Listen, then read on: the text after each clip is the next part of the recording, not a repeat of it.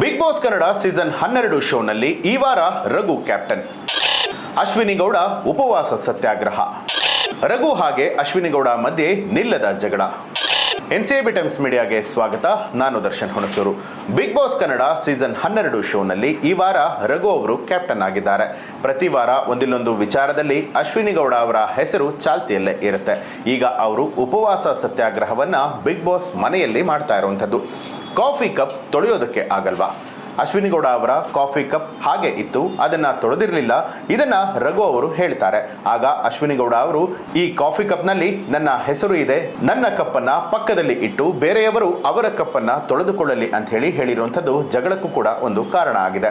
ಇನ್ನು ನನಗೆ ಬೆನ್ನು ನೋವಿದೆ. ಇದೇ ವಿಚಾರವಾಗಿ ರಘು ಹಾಗೆ ಅಶ್ವಿನಿ ಗೌಡ ಮಧ್ಯೆ ಜಗಳ ನಡೀತಾ ಇರುತ್ತೆ. ಅಶ್ವಿನಿ ಮಾತು ರಘುಗೆ ಸಿಟ್ಟು ತರಿಸುತ್ತೆ. ನನಗೆ ತುಂಬಾನೇ ಬೆನ್ನು ನೋವಿದೆ, ಆಮೇಲೆ ಮಾಡ್ತೀನಿ ಅಂತ ಹೇಳ್ತಾರೆ. 10 ನಿಮಿಷದಲ್ಲಿ ನೋವು ಹೋಗುತ್ತಾ ಅಂತ ಹೇಳಿ ರಘು ಅವರು ಮತ್ತೆ ಪ್ರಶ್ನೆ ಮಾಡ್ತಾರೆ.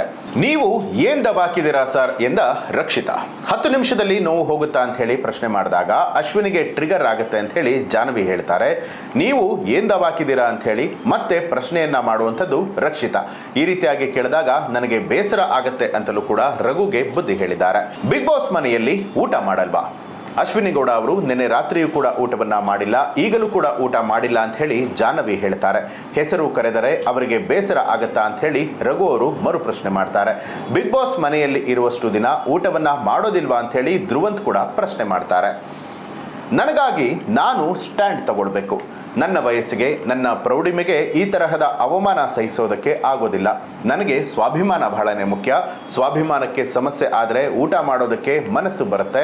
ನನ್ನ ಸ್ವಾಭಿಮಾನಕ್ಕೆ ಸಮಸ್ಯೆ ಆದರೆ ಊಟ ಮಾಡೋದಕ್ಕೆ ಮನಸ್ಸು ಬರುತ್ತಾ?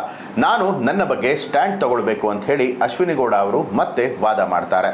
ಈ ಹಿಂದೆ ಕೂಡ ಬಿಗ್ ಬಾಸ್ನಲ್ಲಿ ಊಟ ಬಿಟ್ಟವರಿದ್ದಾರೆ. ಹೌದು, ಬಿಗ್ ಬಾಸ್ ಮನೆಯಲ್ಲಿ ಸಿಟ್ಟು ಬಂದು ಬೇಸರ ಆಗಿ ಊಟ ಬಿಟ್ಟಿದ್ದನ್ನ ಕೂಡ ಈ ಹಿಂದಿನ ಸೀಸನ್ಗಳಲ್ಲಿ ನೋಡಬಹುದು. ಈಗ ಅಶ್ವಿನಿ ಗೌಡ ಕೂಡ ಇದೇ ಹಾದಿಯಲ್ಲಿ ಇರುವಂಥದ್ದು. ಇವರನ್ನ ಯಾರು ಮನಸ್ಸು ಒಲಿಸ್ತಾರೆ?